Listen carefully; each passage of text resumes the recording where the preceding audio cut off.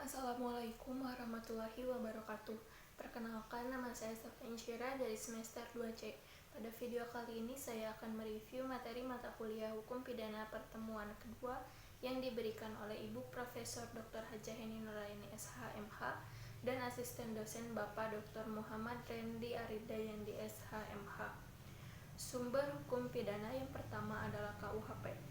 KUHP mulai berlaku di Indonesia pada tanggal 1 Januari 1918. Yang kedua adalah peraturan-peraturan lain di luar KUHP seperti Undang-Undang Tindak Pidana Korupsi dan Undang-Undang Tindak Pidana Narkotika. Yang ketiga adalah Memori Penjelasan KUHP, dan yang keempat adalah Hukum Pidana Adat atau Hukum Pidana Tidak Tertulis. Hukum adat ini berlaku pada waktu dan tempat tertentu. Hukum pidana atau strafrecht dibagi menjadi dua. Yang pertama, hukum pidana material. Hukum pidana material adalah hukum pidana objektif yang berisi larangan dan keharusan yang didasari oleh asas legalitas dan asas kesalahan. Yang kedua adalah hukum pidana formal.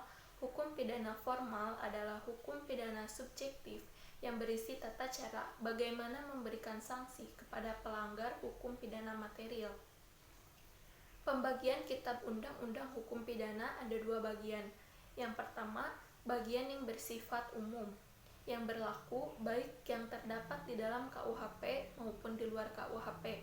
Diatur dalam buku 1 yaitu pasal 1 sampai 103. Yang kedua adalah bagian yang bersifat khusus yang mengatur perbuatan-perbuatan mana yang dapat dipidana dan disertai ancaman berupa sanksi bagi yang melanggarnya.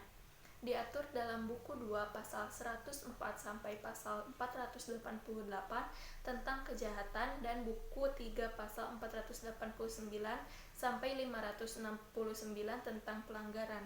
Berlakunya hukum pidana dibagi menjadi dua. Yang pertama adalah menurut waktu yang diatur dalam KUHP pada pasal 1 ayat 1, yaitu suatu perbuatan dapat dipidana kecuali atas kekuatan aturan pidana dalam perundang-undangan yang telah ada sebelum perbuatan dilakukan. Hal ini berisi dua konsekuensi. Yang pertama yaitu tindak pidana dirumuskan terlebih dahulu dalam rumusan undang-undang. Tindak pidana tidak diatur dalam KUHP tidak dapat dipidana atau dihukum. Larangan adanya penafsiran secara analogi. Yang kedua, peraturan harus ada sebelum tindak pidana tidak boleh berlaku surut atau retroaktif, menjamin individu dari kesewenang-wenangan penguasa, dan sanksi pidana merupakan paksaan. Yang kedua adalah menurut tempat, yakni daratan, lautan, dan udara di atas wilayah negara.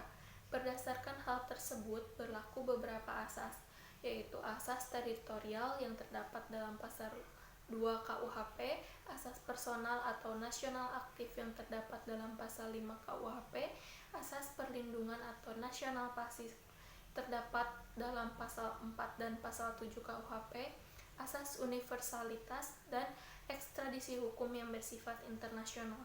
Sekian dari saya. Wassalamualaikum warahmatullahi wabarakatuh.